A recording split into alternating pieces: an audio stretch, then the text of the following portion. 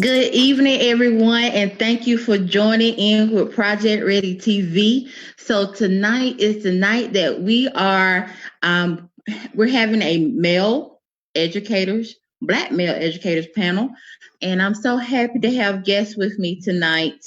So what I want you to do before we hop in, I want you to like this and share this. If I have not told you, my name is Angie Anderson-Moton, and I am with the Urban League of the Upstate.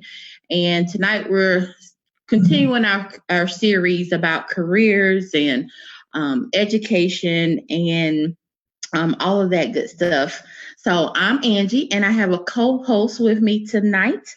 Thank you, Juanita Hopkins. She is our board chair for the Mentor 5 Advisory Board. So thank you for being here with me tonight. Anything that you want to say before we hop in? Thank you for having me, Angie, and I am so happy to be a part of this Black Male Educator panel. Awesome. So thank you again, Juanita, for taking time out to join us. And so let's just jump right in, and we're going to introduce our panelists tonight and then get started. And if you have any questions, make sure that you type them in the chat box, and we will make sure that we'll get to all of the questions. We want you to interact with us. Please remember to invite all middle school, high school students. This is going to be a good one tonight, especially with everything that's going on in our nation. We want to definitely make sure that our young people are seeing Black strong men doing great things in our community. So let's hop right in. Tonight we have Cory Tallington. He is the principal at Berea Middle School. And we also have Christopher McCann. He is the principal at Florence Chapel Middle School. And Elsie Thomas, he is the new principal at Waterloo Elementary School. So before we get started, I just want you guys to take a moment and introduce yourselves. We'll start with Cory, then we'll go to Chris, and then Pharrell. Just tell us something about yourselves. It could be professionally, it could be personal, whatever you choose to tell us tonight. We're happy that you're here to share. So thank you. All right. Good evening, everyone. I'm Cory Tallington. I am the principal at Berea Middle School. I'm going into my third year. Born and raised here in Greenville County. Grew up in the Nicholtown community. Attended Wade Hampton High School. Greenville Tech, got my bachelor's from USC Upstate, my master's at Furman University, and I'm currently working on my PhD at Clemson University. Married to Daniela Collington. We've been married for 13 years this year. And she's a teacher at Westside High School in Anderson. And we have two daughters, Carrington, who's about to go to middle school, 6th grade, and Kylie, who's going to 1st grade. So I'm glad to be here. Thank you. Thank you for taking time out of your busy schedule to be with us tonight. Christopher, welcome. Thank you for having me. I'm excited to be a part of this panel. My name is Christopher McCann. I am from Florence, South Carolina, and I came to the Greenville area by way of North Greenville University, where I received my bachelor's of arts in communications. Then went on to Troy University and received a master's in education and graduated from Furman University with a Master of Arts in school leadership. This is my 15th year in education, my 7th year as an administrator. And I'm excited about this panel. Again, we're in trying times, so I think Black males in education is very, very important, and we have a voice, and I think it's time for that voice to be heard. It's time for our not only our education to be recognized, but, our creativity and our thoughtfulness and our, intelligence to be recognized as well. So I'm excited to be a part of this panel. Again, I'm the youngest of 3 kids. I'm often told that my birth order is shown in sometimes in the way I react to certain situations, but agreed. God is still working on me, and there's a lot to be said for that, though. So, but I'm excited about it. Not married, no kids, so. Thank you, Chris, for being here tonight. We appreciate you, and you definitely have a voice in our community, and we appreciate it. Pharrell, tell us a little bit about yourself. My name is Pharrell C. Thomas. I am, and let's see, this is Chris said, this is my 17th year in education. I like Cory. I actually, too, grew up in Nicholtown. It's kind of funny because I was listening to y'all. I got a connection to everybody in here. And I think we all kind of know each other, but just like I have a personal connection with everybody in here. Of course, one of the hosts is my sister, my younger sister. And then Juanita, who is a good friend of hers, and still she's come into the family. So she's like a sister to me. Mr. Collins and I grew up in the same neighborhood, but didn't know each other, but we went to the same college. Mr. McCann is a fraternity brother of mine. And so I actually feel honored to have a connection to everybody that's in this panel.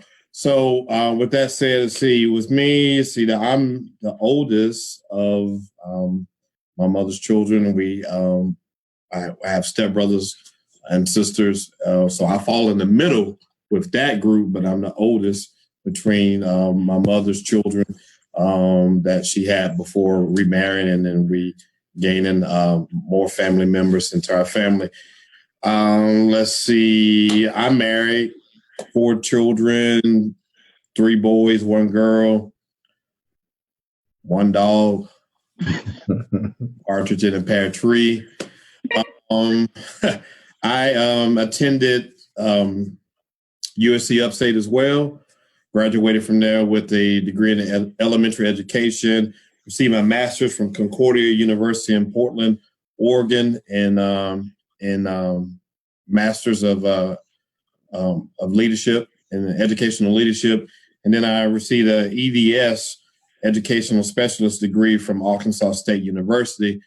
And then I'm seeking right now, applying for some schools for my doctorate program. So that's where I'm looking at right now. Just was appointed principal of Waterloo Elementary School in Lawrence, District 55, about 3 weeks ago, maybe somewhere around in there. And so I'm looking forward to that as a new adventure. I started education as a coach, well, actually probably first as a bus driver.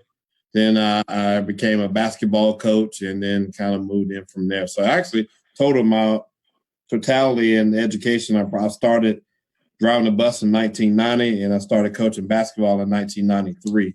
But I didn't become certified teacher until the year 2000. Well, I tell you one thing, Black don't crack, and it doesn't look like y'all have been in education long at all. No, but Cory, you didn't tell us anything about your doctoral journey. Yes, it has definitely been a journey. I can say that. Definitely been a journey. Yes. But How far are you to finishing? I am at the writing stage, so I'm writing the dissertation part now. So I have probably about a year left to get my data and present and do all of that good stuff. But it's been a journey. Awesome. Well, you guys are definitely inspiring me. You're inspirational, and I can't wait to jump in. Juanita, would you like to take over and ask some of our questions? I certainly would. First of all, thank you all again for those wonderful introductions. It is great to find out all of these nuances about you. Okay, so the first question is, the Black male presence in education is essential. I know that you all could agree with me on that. And my question is, was there a Black educator who inspired you to follow in this particular career path? And you can go ahead and answer, no particular order. No particular order. Yeah. Anybody want to take that first? I can voluntold, but yeah, I can go. Thank you. I can just say it was never my intention to be an educator. I started USC Upstate. I was kind of undecided. I started off, didn't really know what I wanted to do. And I ended up taking a practicum just to fill up my schedule. It was an education course. And I actually fell in love with it from there. And so went into it and went into, education, and I actually was introduced to some great education professors. So like, for instance, Dr. Luke Matthews, he's one of my, mentors. I took some education courses from him, and he kind of pushed me to greatness, and really looked at some different things, took actually 2 classes from him. And then also Dr. Warren Carson, I would say, very instrumental. And he was the first time I actually saw like an intelligent African-American male who he was about business. He knew, I just looked up to him. And I took, he was an education English professor. And I ended up taking almost every English course from him. And I would just, even if I didn't even need it in my major, I would take an English course from him because I just love learning from him. And so he's somebody that I still, communicate with today. And so I would probably say he would be probably the biggest influence in pushing me into education, because I realized how important it was. It took me until, being in college to have a Black professor, a Black teacher, male teacher.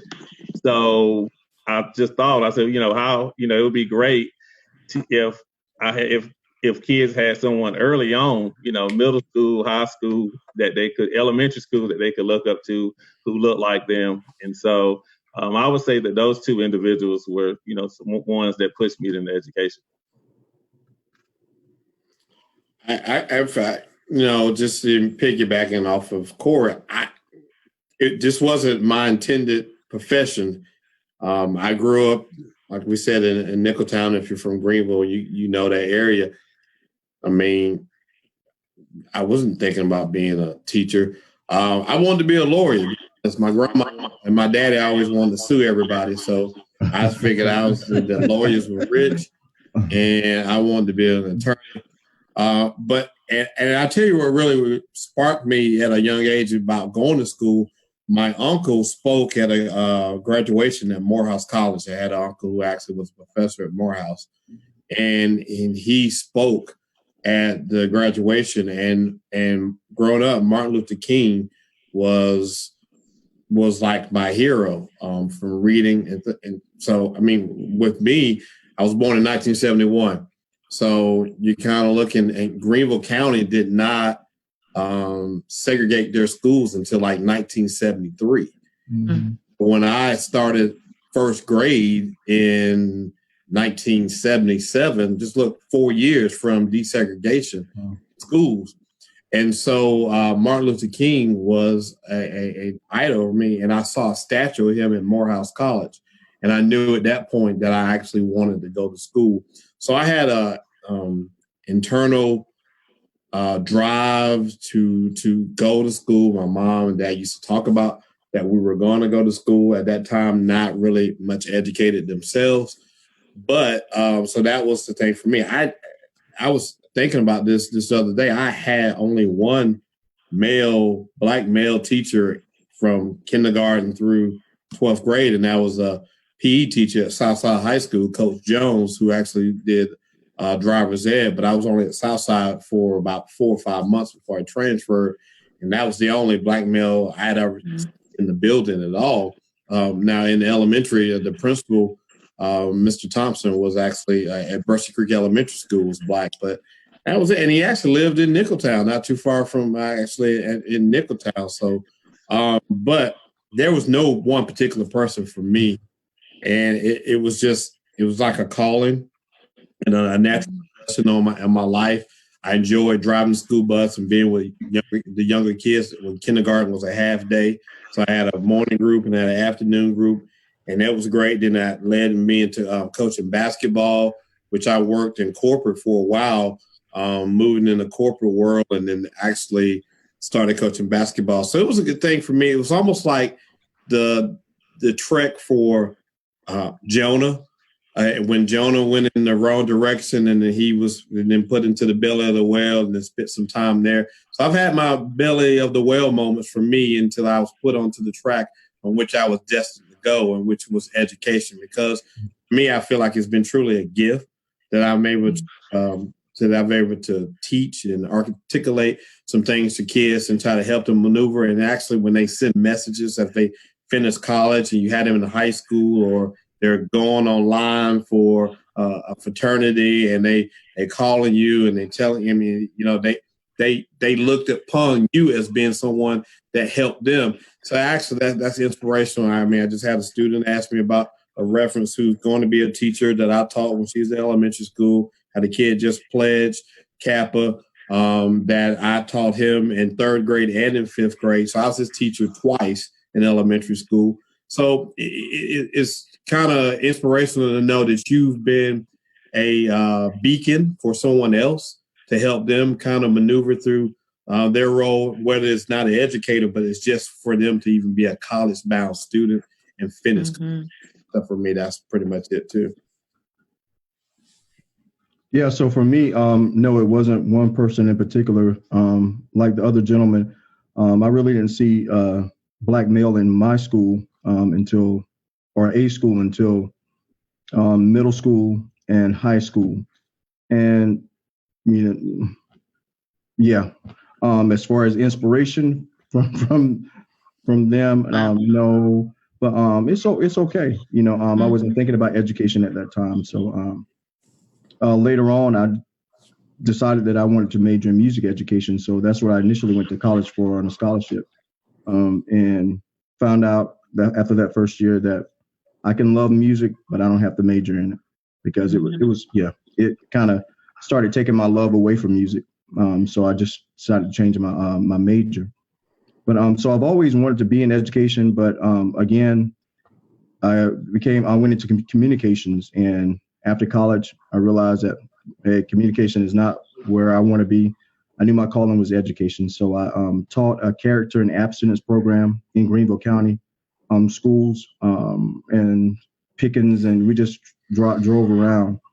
And it was through that I really saw the need for someone who looks like me to be in the schools, because a lot of the guys that, and it was single gender, so a lot of the guys that I would teach looked like me, but they didn't have any other teachers who looked like me. And oftentimes I would hear the way the other teachers would speak to them, and that would kind of disturb me. So I said, okay, McCann, you need to do something. And that's when I went back and got that degree in education and came on into my calling. Wow. Next question. Which programs in college did you pursue to become a teacher administrator? So talk a little bit about your journey for someone that's interested in education, so let us hear like a little bit of your pathway to success. You want to start, McCann? So what? You want to start? Sure, I'll start. Well, like I said, education is my second profession. I had a very lucrative career in sales before I became an educator. So, so I went from what I would make in a week in sales, I would make in a month. So it was a big jump. But, I trusted God, and I knew that this was my calling. So, along, he began to provide and began to elevate me in this career. So I have no qualms about that, but, just going through a non-traditional education program, I thought, I was immersed in everything very, very quickly. So, then I already had the background knowledge, as I taught English. So I had that background knowledge. I've always loved English, and I've always loved reading and writing. So that was just like a second nature to me, that I majored, my education is in, my concentration is in English. So I was able to do that. And I taught English for 7 years before I became an administrator. 6 or 7. I don't know. It don't matter. But, but of course I did take classes, that helped me to understand and learn strategies that would help students who are struggling readers. basically. And one thing I did as an ELA teacher is that I made sure that my class was a safe environment, meaning that there are a lot of kids in there who read slow, who were slow readers, I'll put it that way, and who stumbled over words. And in other situations, they would be laughed at or made fun of. But one thing about me is in my classroom, if you wanted to see my head spin, that's when I got in somebody's behind, when they made fun of somebody else who had, some type of deficit in learning. So I made sure that my classes were safe. And my guys really, I did a study to see whether my boys outperform my girls, because most people think that ELA lends itself more to girls. But my guys outperform. I did 3 years worth of data, and my guys outperform my girls. Wow. So I want to do further study with that. So nobody take this when I start my doctoral program, whether a male teacher had any influence on that at all. So that's something I want to look into and explore. But yeah, and then becoming an administrator, it was my principal in Georgia, who's Dr. Wayne Frazier, who I think is a great person, a great leader. Saw me as a second-year teacher and started putting me in leadership positions. And he said this, and I say this to other people as well. I wouldn't be a good leader if I didn't pull out of you the leadership that I see in you. So he is the reason why I am in leadership. I was teaching in Richmond County, Georgia. So he's the reason why I'm in leadership, because he saw that in me when I was just content with staying in the classroom. And once I got, into the program at Furman, things just started happening very, very quickly for me in the area of leadership. So, Chris, that's funny that you brought that up about males and females and how they are learning, and how sometimes we can perceive females to be stronger in English. I've had several conversations this month with other nonprofit organizations that are seeking to give scholarship funds to students, but they do it, of course, based on writings. And so what some of the conversation was that they want to see if by pairing a mentor with the students, if the quality of writings will increase. So I think you have something, because it's something to that, definitely. And we need to keep encouraging our young men that, writing isn't for, those that don't care. I mean, it means a lot. Like, if you can write, you'll go a long way. And you can do a lot of things with writing. And so I just wanted to tell you that would be a great study, because there are organizations out there talking about just that. Yeah. Yeah. And so Chris is really, for me, I think this is really ironic, because a lot of times, sometimes in this type of format or that we're doing right now, we don't get to kind of talk like this. Our talk lends to be more professional if we're in a conference or something, or Cory and I have been places. Yeah, actually, we've seen Chris's leadership too.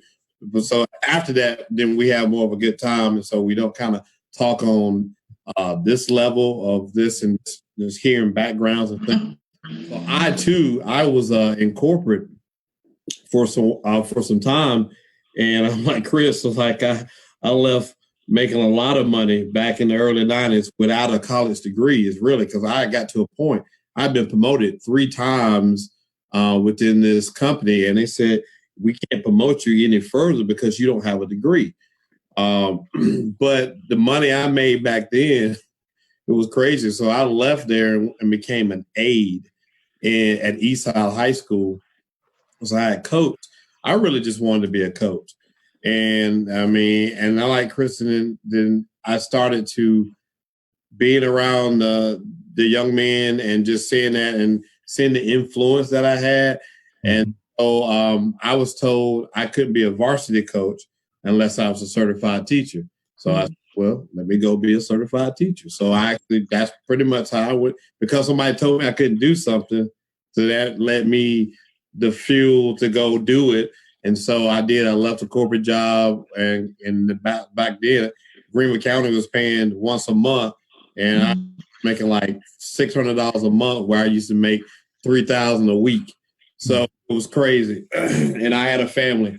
And so for me, though, I think what happened, I had taught for a long time before I went back and got a master's or anything. I was actually in the classroom for over 12 years before I went back and got another certification. Got another degree. And that was because I coached. And at that time, if you coached, there was no online school. You had to actually go to class to get your master's. And that was in the evening, because I had my sports that I coached, whether it was basketball or track or whatever. I couldn't afford that luxury of going to class. So I was fortunate when the online school came on. I actually went to go get my master's in, and at that point, just looking for a pay increase. But for me, leadership is probably like an extension of being a coach. And I've kind of taken those skills of where I manage personalities of different people, but we still have the same common goal of we're trying to win and we're trying to achieve, but we're looking at that. So I just took those things, those leadership skills from that, and transcended into being an administrator. Because again, I was like, those things weren't on my radar. I'm like, I wouldn't have did that, but it became a challenge for me too, in a way, because I was actually stagnant in my teaching.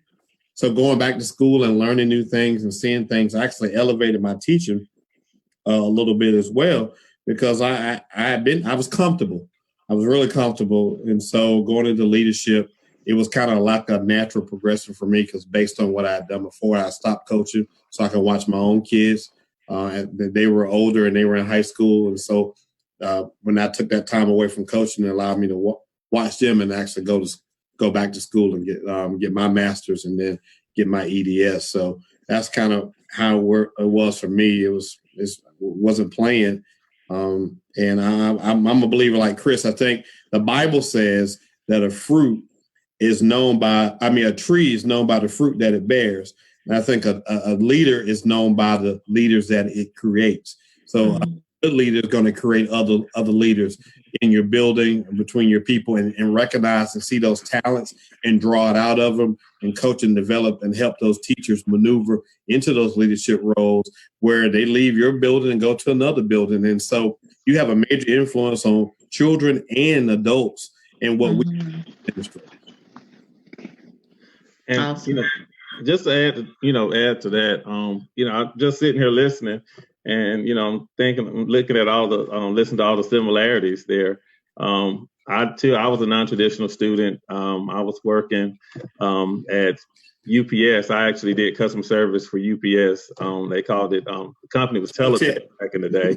And yes. I worked there. I think everybody worked there at some point. But I worked there. Yeah. I worked there. I was there for, I think, 4 or 5 years. And I worked myself up from customer service rep to coach, which I was, kind of like the assistant supervisor. And then I left there and went to Verizon, because everybody left Teletech to go to Verizon. So I went and worked over there. And I just, honestly, I hated it. Being on the phones, talking to customers and getting cussed out for nothing, for no reason. So I was like, you know what? I was going to class. I remember I was going to Greenville Tech, and it was almost at that time where I had to decide what I was going to do. And I decided to go to USC Upstate. I said, it's time to transfer from Greenville Tech to USC Upstate. And so I remember, going through all of that, working Verizon, and I had to make a decision when it was student teaching, when I had to start student teaching. And I quit, Verizon, and went and did it full time. And that was it. I've been in education ever since, 15 years. Went back to teach at my alma mater, Wade Hampton. And I remember during my second year, I just had the itch. I said, I really might want to go into administration. I thought about it. I said, I think administration might be where I want to be because I want to make a bigger impact on students. You have as a teacher, you have your students in your classroom, but then you have the other kids that come to your classroom, every day that you see that's going to other classes. And I'm like, man, I really wish I could, do something with that kid and then I created a mentoring group, which I was able to do that and get other kids to come in and mentor them and do things with them. And so after my second year, I decided to go into a program and I was at Wade Hampton 5 years, then got a position in Greenwood as an assistant principal. And I was in Greenwood for 8 years. But I mean, leadership is just something. I mean, it's a passion. It's a mission. It's not something. Sometimes people say, I'm gonna be a teacher for a little bit of time, and then I just want to get a pay raise. And I want to go into administration. But it's got to be a mission. It's got to be in your heart to really want to mold leaders, create leaders, work with teachers, and it's just one of those things that you just have to, you have to have it in you. And so that was just one of my big things was, I just love, I don't see myself doing anything else. A lot of times you hear about different things like, how hard education is, how hard the kids are paid, but I don't see anything else I can do. I did the customer service. I hated it, didn't like it. But now that I'm in education, like I said, I love everything about it. So, it's got to be something that's in you to want to do. Right. Agreed. Thank you all so much for all of that insight. We see that there's different paths as far as, a program, you go to someone like, Pharrell, you went to night school. You all had careers that were separate and different before you went into educating. And so I think we kind of answered the next question, which is what are some of the differences between being a classroom teacher and an administrator? To make sure that we answer it thoroughly, though, what is the main difference, you think? I think a lot of people say, I've heard people say that, I want to become an administrator because I want to get out of the classroom. Well, if that's your reason for going into administration, you got it backwards, because as an administrator, you probably are in the classrooms more, and you should be in the classrooms more, coaching teachers and doing all of that. But what I find is that 95%, I think, of a job of an administrator is human resources. Okay. We do get to touch the kids, and what I do is I make sure that I'm in their lunch times, and even our kids at 7th and 8th grade, we give them a recess, and I try to make sure I'm out there at sometimes just kind of making those connections. For me, it was harder. The transition was harder because I'm a relational type person, and I like to build relationships with kids. I felt like trying to build relationships with over 800 kids, it was more difficult. But at the same time, one thing I would do is I would try to remember their names, and not just the names of the kids that I saw in my office, but the names of the kids who people wouldn't normally, talk to or speak to. So that was one way that I tried to maximize that time, on the opportunity that I had in trying to extend my reach as an administrator, because I felt like, sometimes, as an administrator, I wasn't reaching the kids like I thought I needed to reach them. But, as I continued in my career as an administrator, I realized that I am impacted in a different way. But 90% of our job is human resources, is having, to make sure teachers have what they need in order to successfully educate students, and making sure the environment is conducive for that education to go down. But I miss the classroom. Sometimes a teacher will let me go in and teach. Every once in a while, I still try to do that. Yeah, just to keep my hands in it. But I miss the classroom. But I realize that what I'm doing now is where I'm supposed to be. So. And I totally agree with that. You do hear that a lot from people, when they want to get into administration of, I just want to get out of the classroom, want to do something. And, you should be in the classroom as an administrator, as a principal, but again, it is almost 90% human resources. You're dealing with teachers, dealing with, parents, dealing with pretty much everything. And a lot of times it drives me crazy. A lot of times you hear people say, well, you're a principal, you don't have to, what do? You don't do anything. And I'm like, really? It's just so much that goes into being a principal. And I'm like, that is like the biggest lack, especially with the e-learning. People's like, well, what are you doing? You're not at the building, you're not teaching. And I'm like, you will be surprised at what a principal have to do, especially during this period that we've just finished. And I was still in my building. I was still in the building. Oh yeah. Yeah. And see, they had some of us in the building. Then they said, well, no, you need to work from home. I'm like, okay. So, I don't know how many Zoom calls I had, meetings that I did. But I felt like I was on Zoom all day long. Mm-hmm. And so, it's just so much to going into being a principal. And, I do miss being in the classroom.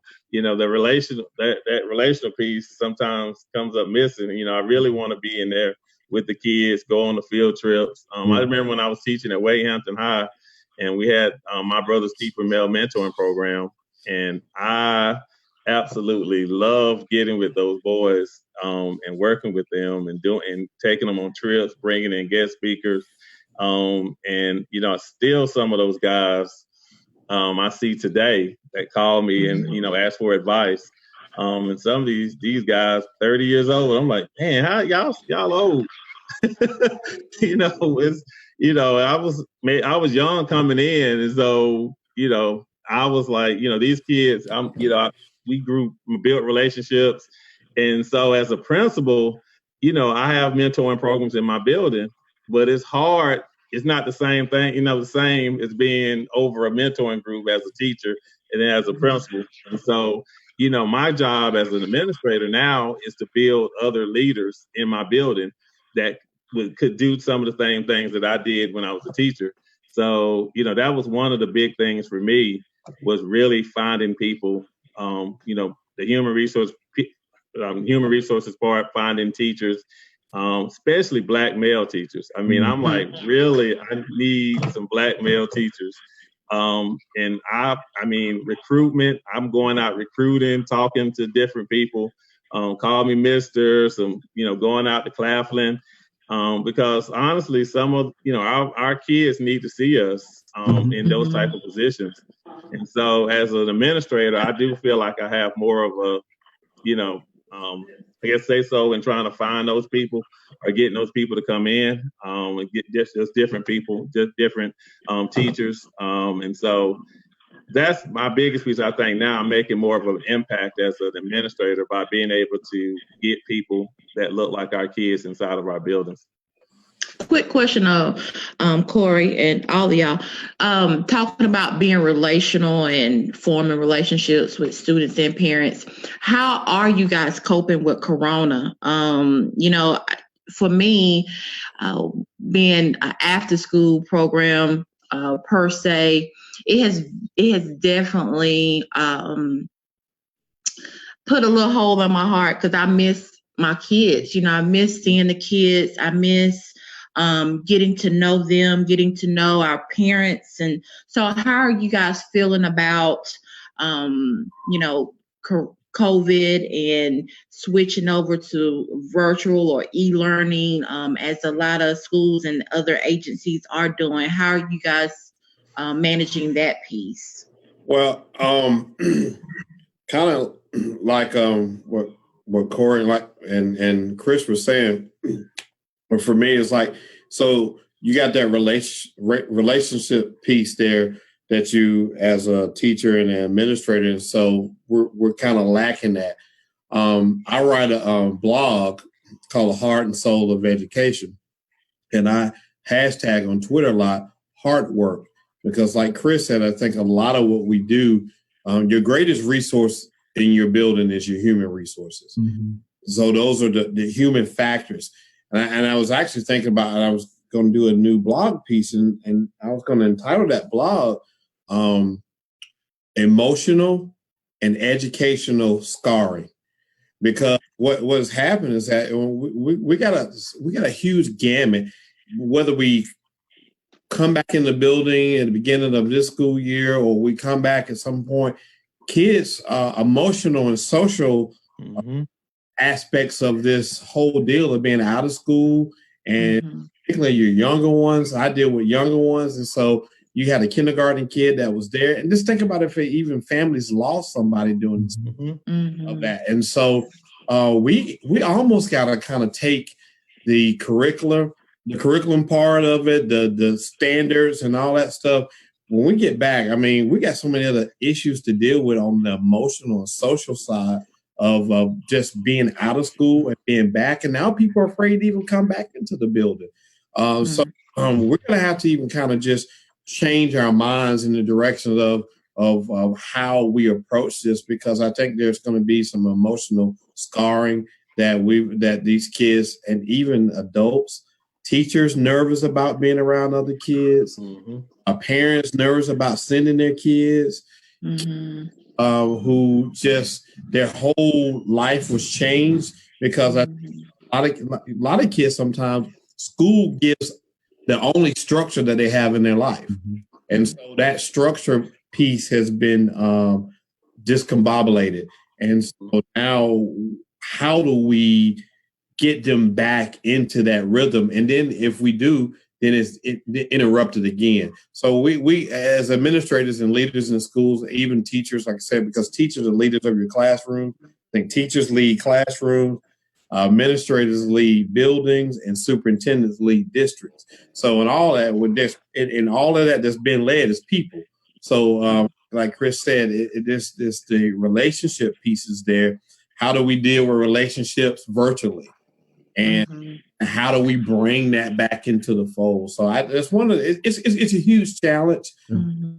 These guys, I'll be calling people like Chris and Cory, because me, as being a first year principal, I need some of that mentorship there as well. So it's a huge challenge, I think, and I think this is going to really test your leadership mental. METTLE. All right, I ain't saying it right. It's going to test your fortitude of what type of leader you are in this time period. There's more than just standards and curriculum. Right. And I like what you said, Pharrell, about that whole mentorship, because as a first year principal, I did not have that. I mean, I had to go and seek that on my own and kind of begin building one, because we are rare as Black male administrators. We're rare, and I have friends who are administrators, frat brothers who are administrators in different districts. And what kind of troubled me just a little bit is like one of the bigger districts in our area, have Black administrators, but it's almost as if they were vying against each other to make sure that, they get a principalship. And I was like, wow, that's not what you need to be doing. Let's work together. I mean, if somebody's already a principal and you're an AP, talk to them and see what they've done in order to get to where, instead of, it was troubling to me that my first leadership conference I went to during the summer, that's what I heard. That was the lingo I heard. And I'm just thinking, brothers, we got it mixed up. We got it so twisted, so in my district now, there are only 3 Black principals out of 12 schools.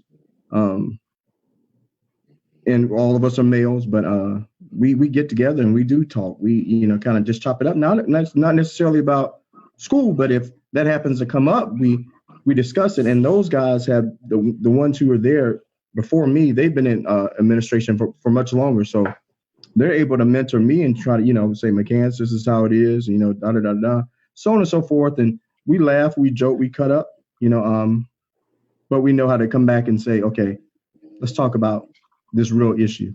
So I'm glad I found that in my district.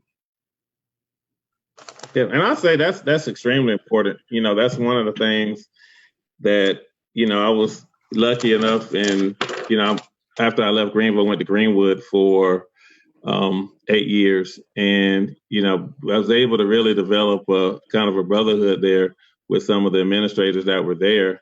Pharrell, I know we added Pharrell up in the group, and he was part. And we went out and we presented at SCASA one year at the leadership conference, and I think it was 2 years that we had done something like that. And so it's important because it's not a lot of us really out there, are the ones that really want to get together and meet. So, it is important because we do have some issues that sometimes other administrators may not have. And so to have that brotherhood and be able to talk is extremely important. So, I know, Angie, you had talked about, I think kind of got off about the COVID and the relationship piece. I just want to say on that, this has probably been the hardest part of, my time in education. It's been 15 years. That's probably been the hardest part, is not being able to have those relationships and conversations with the teachers, the students on a daily basis. Mm-hmm. And so our kids are hurting. They are hurting. Our families are hurting. I've had several parents call me and talk to me about some things that, they may need some help with. And, luckily at Berea Middle, we're part of the On Track Greenville initiative. And so we have some resources there that we can kind of help. But, you got a lot of parents that are out of work, that have had that lost their job and have to still keep rent paid and groceries in the house. And, I've even talked to some kids we have some kids that are, saying, that was my only structure during the day, was going to school. And, they're getting, upset and depressed. And so we do, as educators, have to come back in August. If we come back in August, and we're going to have to provide something for them. And, academics is all, it's all good and all, we that's why we go to school, is to learn, but we're going to have to tackle this social and emotional piece first, because these kids have been out of school for 4 or 5 months and are dealing with some major things that, that might have happened over this time. So we're really going to have to focus and really and address some of those issues from day one. Mm-hmm. That's good. Hard work. Yep. Hard work. Exactly. I like that. You got to share your blog information with us, Pharrell. I think that might be something really good for everyone to follow. I put it on social media every time. This is probably the 4th blog, and I'll put it out on Facebook, Twitter. I do it on my LinkedIn page. So I will share that, and hopefully. And we'll give a time at the end for everybody to give their information if, you want to share, so people can follow. Next question, Juanita. Okay. Oh, let's make it good. So maybe jump down to the last one, talking about what's going on. Yeah. I was thinking that. Thank you. We are on the same page, sister. So, considering everything going on in our nation, what would you advise our young people? What words of encouragement would you give to our audience members who may choose to pursue a career path in education? What does it look like now?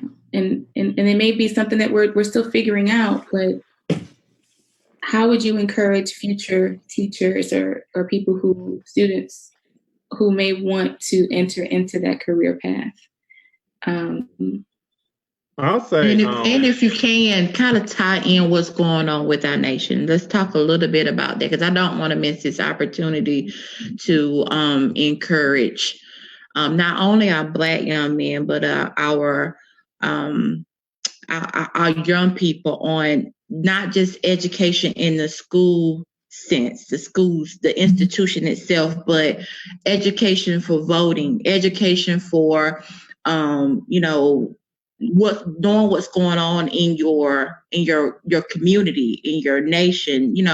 It starts with educating yourself, period. So if you can kind of talk broadly a little bit to top everything that's going on in our nation, and then kind of wrap it up with what would you tell the young people, if that makes sense? I would say keeping your voice. I'm seeing a lot of young people really looking at the issues and really getting involved. I've been looking at some of the protests and the rallies that's been going on, and I'm seeing young people out there, people that's 15, 16, 17, 20, 25. They're out there and they have a voice. And that's the one thing that I will challenge them, is just to continue with that voice, and not to let anyone tell you that you're wrong. If you feel like it's something that it's an issue that you really feel strongly about, you need, speak up, keep your voice. I think a lot of times we have people that tell us, you'll look at the news, you'll look at, especially like if you look on like the news channels, like blogs, and you hear all this negativity about what you shouldn't do, and sometimes people may get discouraged by that. I would say keep that voice, don't even listen to it, because a lot of times people will tell you what you can and what you can't do. And I know for me as an educator, sometimes it was hard. It was easy, it would have been easy for me to give up. As far as going into education, a lot of times people told me, I don't think you'll be a good administrator. You may need to stay in the classroom. You may not, don't go into teaching. They don't make enough money. You don't want to do that. Why you want to leave a job like Verizon where you're making, get bonuses and all of that, and go into teaching? And, you can't listen to that. That's one of the things with me, is that I'm a firm believer that if you're not speaking positivity in my life, I don't need you. I don't need to hear from you. And I'll tell you, I've cut people off if you're negative. I don't want to hear that, because I always want to be surrounded by people that can tell me what I can do.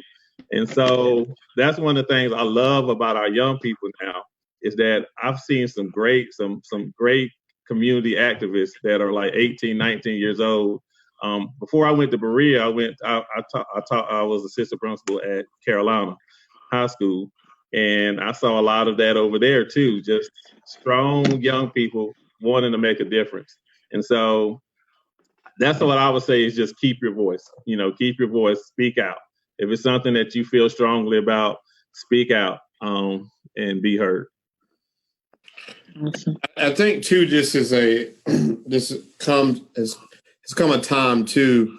So if you look historically, and we think of like the Harlem Renaissance and the word Renaissance, because prior to that there was a dark time and period as far as where education and things wasn't at the forefront. And then we had people like Langston Hughes, Laura Neil Hurston, and all the prolific writers, W.E. Du Bois and things like that. So in that movement, there was an age of enlightenment. And so this is also the time too, where young people need to really, in your strategizing and mobilizing, we need to make sure that they're realizing and understanding how the political party and system works, and how even civics. Voting is one thing, but then there's strategy in this thing as well. And they have to just really be conscious of that and really become thinkers. And because I think right now they have the attention of the world. And so spotlight is on. So don't let it fade and dim without real change happening. But you got to understand it still takes place in the political arena where voting matters. And that's not even that. How about being candidates? How about running for offices? And then running for office, and then finding yourself in position to make those changes. But here's what happens with a lot of that. They make those laws and things so ambiguous, or the wording is so wordy that it takes people who really understand and have a command of language.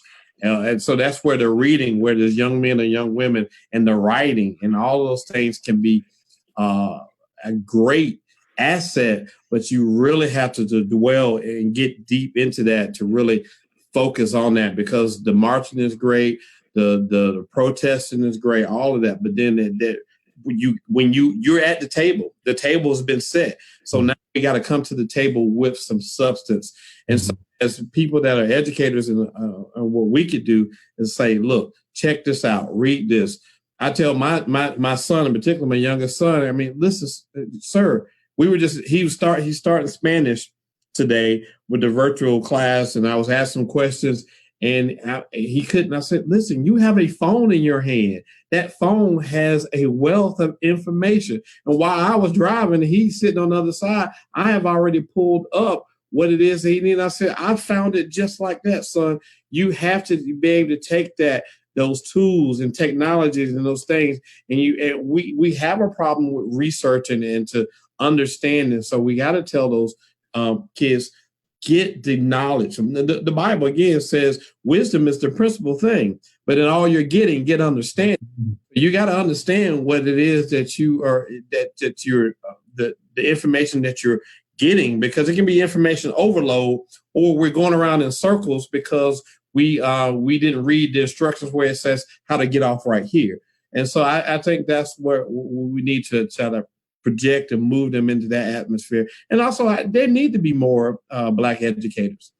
I'm gonna be honest. I didn't want any of my children to be in this field. Why? Because the pay isn't that great. And I think even for Black males who want to have families and lead families and do things, it takes people you got to be really special and realize, understand you won't be rich. But in the same token, we need them, because where we see that police officers and people are assassinating kids on the street, kids are getting assassinated in classrooms because there's people that don't look like them. So that we still need to need to recruit, and we need to have more people to enter into the classrooms, to have them to understand that teacher looks like me and that teacher understands me. My superintendent, Dr. Stephen Peters, who's now leaving, but he wrote a book that says, "Do you know enough about me to teach me?" Sometimes that we go in the buildings and don't see a Black male, other than principal or custodian. We go in the building and see very few African American females or even Hispanic. I've seen few Hispanic teachers. All those people people of color need to be into the classrooms, and so we can have true diversity and multiculturalism. At 90% of school is probably white female. And so we do need to do that. And so then maybe just have people to understand the importance of having teachers being paid more. But again, we're talking about the system and the voting and running for city council, running for school board. And so now that you have that voice and people are listening to you, take advantage of it and get yourself educated and to move into these arenas where you can have a powerful voice. When you're at the table, people are not just listening, but they're understanding. That's good. Chris? I think I missed part of the question. My internet was doing something different. No, not Terry Riley, internet. Oh. Don't do that. Prove me. I know this is a little off the subject, but this Zoom making me look like Forrest Whitaker. I'm like mad. One of my eyes is. I'm trying to open it up. See, Angie, I forgot what question I was. That's why yeah. Move on. You can move on. I think they answered. No, this was the last question, Chris. Oh, this is the last question. Yeah. We were talking about. You got it. Go ahead. Yes, we were talking about tying in everything that's going on with the nation with words of encouragement to leave to our audience members and to future teachers or educators. Okay. As far as I mean, considering everything that is going on in the nation right now, obviously America has a soul problem. That soul problem is racism. And then we also are facing a virus that is very real, that has taken out over 100,000 Americans. So how do we reach our audience and give them words of encouragement that you can continue to pursue your goals in education if you so choose, and also that we're cognizant about what is going on in our nation. We want to acknowledge that. We know that our kids are hurting. We know that our parents are hurting. I can't watch anybody else die on camera. And just a personal bit, the Supreme Court refuses to even look at qualified immunity for police officers. They refuse to look at it. Their next session opens in October, and that's when they'll probably revisit it and refuse to look at it again. I don't have children and I am not married, but I am frustrated. And I think about my nephews. I have a nephew who's 18 and 6'8". He's a baby to me. But if he gets pulled over, they're going to look at him like a grown, threatening Black man. Mm-hmm. So what would you say to my nephew to give him encouragement, or any of your students or any of our students here in this audience? To let them know it isn't hopeless. Nephews. Yeah. And how I have a nephew who's 18 and 6'8". He's a baby to me. But if he gets pulled over, you as a person and your personal beliefs and values, like a grown, threatening Black man, come in and trump this administration what thing. Would you say to my nephew to give him encouragement? We have to be careful about what we say, what we post, and et cetera, et cetera. We consider to public let them officials, know so we still have to be. We can have our voice, but we still have to be. One thing cognizant of what we post as well. But I would just encourage, people just to find someone who's who's older, someone who is administration thing, because even as who has been been through certain situations, about talk with wisdom, what we say, to help them get through these times, because just doing it the right way, I think will help them in the long run. I think in our anger, a lot of people are doing things in our anger. And, the Bible tells us that we can be angry, but in that anger, do not sin. And I think we have to remember that. Can I say that to a student? Yeah, I will. But we have to remember that as adults, too, that we are examples and we are role models, whether we want to be or not. We are role models and examples to these students. So I would just encourage them to just continue seeking advice from the elders and making sure they're doing the right thing at the right times, at all times. That's good. That's good. So thank y'all so much for your time tonight. We could definitely talk for another hour, I believe. We didn't even hit the surface. But for you on our panel, it was for real fault. Hey, I'm sorry because due to one of my eyes being closed, we don't see eye to eye. I'm sorry. I'm over here looking like Mad Dog from Inside. I can't. No. I cannot. But on another note, you panelists or anybody watching us tonight, I think we should have a part 2, and I think it should be with the female panelists. So if you know of any Black or brown principals that would love to come on and share their point of view, just like we did tonight with our males, please drop their names below so that we can contact them.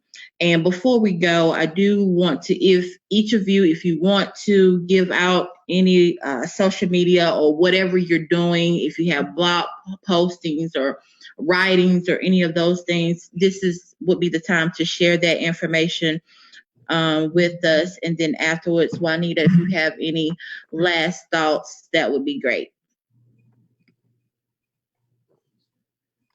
I'll say, people can, follow me on Twitter. I'm under Principal C. Collington on Twitter. So at Mr. C. Collington 78 That's my Twitter handle. Awesome.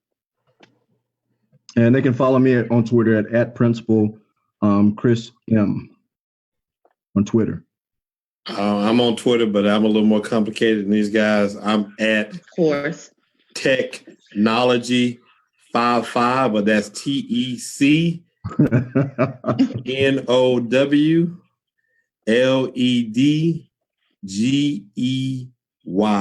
55. That's at Technology 55 is on my Twitter, but then I post my blogs as well on there. Then you can follow that blog once you click the link on that, and you can follow the blog. I'm actually looking and doing some vlogging, some video blogging as well. Not going live. I go live a lot at school for my school's Facebook page. I talk to my parents. I'm actually going to do some chats this year where I'll have my iPad up, but I have my phone in my hand so I can read the comments, and so before they can ask me questions, having tea with Mr. Thomas, and so having tea with Thomas, Mr. T, and so we're gonna just have some chats or whatever. Because here's what's happening, even in this, we have parents that are now younger. Make it brief.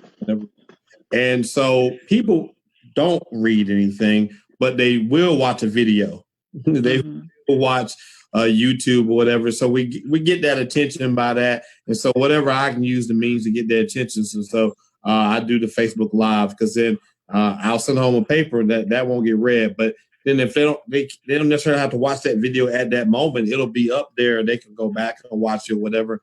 And then they can type in a question, and it's going to come up to me where I can respond to that question. So just finding ways to be innovative. That's why my thing, technology, tech and knowledge, this word technology is where being innovative, where we can still reach people and finding those mediums that people are comfortable with. You said reading something is just not in the cup of tea for a lot of people, but listening to it and watching it is definitely something that they can do. I mean, attention spans are not that long, so that's the reason why I do that. But you can follow me on that. Awesome. Juanita? I just want to thank everyone, Mr. Collington, Mr. Thomas, Mr. McCann. We are so glad and so privileged to have you teaching our young people. I want to just offer sincere thanks. Keep up the good work. This is your attaboy. And we thank you so, so very much for being with us here on Project Ready TV. Have a wonderful evening. Angie, thank you so much for having me. You're welcome. And just to end up and wrap up everything, thank you so much. I have ties with each of you. Cory, I'm still looking for that meeting to get that mentorship program piece plugged in, but thank you so much for allowing me to come in your school multiple times to share about the wonderful work that's going on at the Urban League and all that we do. Chris, you're just such an inspiration, and your heart for all students, regardless of race, and the time that you put into your school, wherever you are, it shows your heart. And I definitely appreciate you being an inspiration to myself. And lastly, to Pharrell, he actually was at the Urban League for quite a while. So I feel honored to come in and follow his footsteps. His footsteps are really big to follow, because everywhere I go, are you for real, sister? And I used to hate that a lot of the times, because I want people to know me for me. But actually, he makes it. And I wear 14, so you. I can't even give you a compliment. But you make it easy for me, because people know your heart, and people have seen how you've cared for their kids on and off of court, and the behind the scene things that you do for the kids. And so it makes it easy, because they feel like I'm family. So thank you in that aspect. And my goal is to be more and more like you. I tell you this all the time, that I'm proud of you and all of the things that I've seen you accomplish. And if we had more time, we would definitely tell you our personal story with having a mom that could not read until she was 25 years old and being abused and just a whole lot of things that definitely said no, she couldn't. But today she is has 2 doctoral degrees. And it just shows when you put in the work, what can really happen. It doesn't matter what people say. It doesn't matter the road that you take, the emotional or physical abuse. If you have people on your side, you definitely can win. And then it's a winning season. It's still a winning season, no matter how 2020 looks. It's still a winning season, students. So here are your winners right here. Just a few of them. Just look at what you could do. If you put your mind to it. So thank you, everybody, for taking out the time to be with us. Again, if you know someone, a female principal that we could get in contact with that you think might want to be on our next panel, please drop their names below. And make sure you follow us at Urbanly 864. Also, our YouTube page, Urbanly of the Upstate, Project Ready, GVL. And as always, I am Angie Anderson-Moton with the Urbanly of the Upstate, and I have enjoyed my time with you.